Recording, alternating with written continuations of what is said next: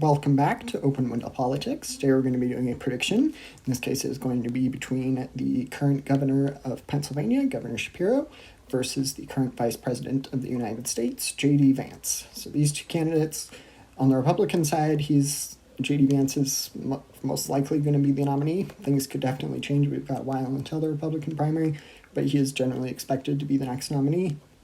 On the Democratic side, it's a bit more shaky. There are good number of contenders, and among them Shapiro has been floated as one possible option. So I've just got the blank map here. I will start by characterizing all the safe red seats. Apologize if I miss any. Nope. That is the 2024 margin. Okay, blank map. We'll add, there we go. So in terms of Republican states, we've got these, the red wall, much of the South, West Virginia, and then Missouri, of course. And let's see here. Apologies if I miss any states, but we'll come back to those. And then I believe the rest are going to be a different characterization, unless I'm missing any. I think we are good. All right, and then we're going to add, we're going to do the safe Democratic states now. So with that, we have most of the blue Pacific coast there. Oregon might not be safe, but regardless, unless something insane happens, it'll most likely go to the Democrats. Then we get to much of the Northeast here, which will almost certainly be in Democratic hands. And then we have Illinois. Oh, I did forget a red state there. Ohio, or Indiana. We'll get to Ohio later. Then I believe that is going to be all. Oh, wait, no, we have another safe blue in terms of there. There we go. And then in Maine, the district, I believe it's the first.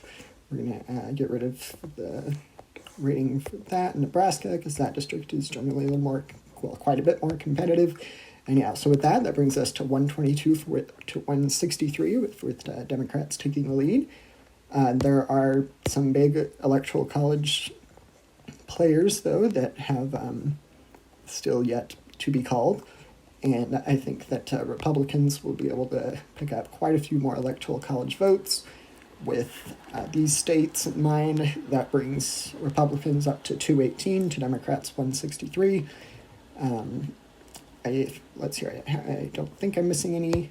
There might be one or two more, but that seems to be it. And then we also have the safe Democratic state of Hawaii there. And then we're going to do the likely for the Democrats, so New Jersey, Maine for the most part, except that district there. I can't remember if it's first or the second, but regardless, it's one electoral college vote. And then we have the two states there for Democrats, Colorado and New Mexico in the Democratic column. And then as well as Virginia there, and then New Jersey already characterized. So with that, it leaves us with a couple other states. I'm going to do lean now for the Democrats, so I think that they'll be able to win Minnesota and New Hampshire by a decent margin. So with that brings us to really a pretty reasonably close match here, 225 to 219. I do think that the Democrats will be able to pick up one more electoral college vote in the district there in Nebraska. I think that Shapiro's a bit more moderate message, and he's got Rust Belt appeal, which I do know Nebraska is not part of the Rust Belt, but I do think that moderate appeal is going to play well. Plus, Harris was able to win the district, and that was not a good showing for Democrats in the slightest.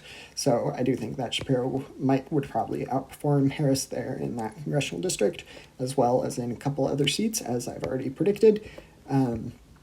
But with that, and then we're going to get to these swing states. So these are really the states that will determine who the next president is in this hypothetical matchup. So we're just going to start on the West Coast and then move eastward. So we have the state. I'm going to add tilt characterization. I do think the rest of these will be tilt. As far as the state of Nevada goes, I think Nevada might be a bit of an interesting case. Currently, I'm going to go with the tilt blue. It does have a Republican governor and went to Trump in 2024, so there's certainly a possibility it could end up in the Republican column. But for now, I'm going to go with that rating. They do have 2 Democratic senators, though, and a reasonably long history of voting for Democrats, aside from the governor and then Trump. But I do think that this also, if the election were to be held today, is not a great environment for the Republican Party, with Trump's approval rating being low. So this is just if the election were to be held today. A lot could change. We've still got quite a while before the 2028 presidential election. But anyhow, that is 6 electoral college votes for the Democrat. And then I do think it would probably be a different case in Arizona. Biden was able to win Arizona. That was a pretty good environment for Democrats. And I think it's like with any of these tilt states, I definitely think they could flip. But I do think that if the election were to be held today, it would narrow down the margin. Trump was able to win the state of Arizona by a lean margin, so it would probably get closer to tilt. But I do think that if J.D. Vance and Shapiro were the nominees, that it would probably result in a J.D. Vance victory. And then we'll go down to the South now. So I do think in the South that Shapiro would probably have a good chance at winning Georgia. I do think that, Biden was able to win it. It was the narrowest state in 2020 that went to Biden, so it will be a close call. They also have 2 Democratic senators. Ossoff is in a competitive race in 2026 in the midterms, so I do think that it will be a close state in 2028, but if the election were to be held today, I do think it would go to Shapiro there. And then in the state of North Carolina, I think that'll be a close state. It's had a pretty long history of voting predominantly for Republicans.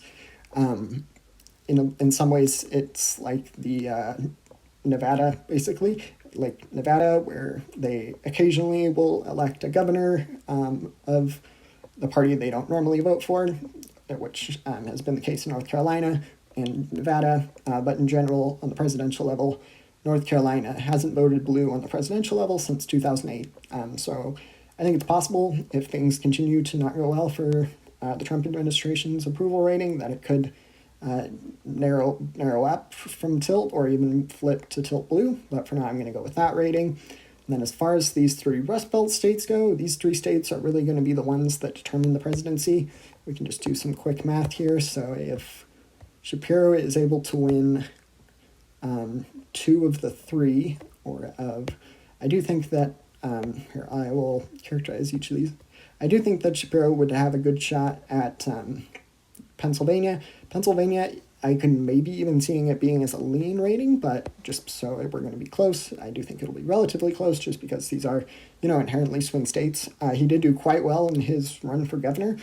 He had a very extreme Republican opponent, though, which helped kind of alienate Republican or some independents and moderates that ended up going for Shapiro. But I do think that would be 19 electoral college votes for Shapiro. So in order for Shapiro to win, he just needs 1 of these last 2 remaining states. And I do think that in this case, that the Rust Belt would vote together, that it would result in a Democratic victory. Generally, the Rust Belt does.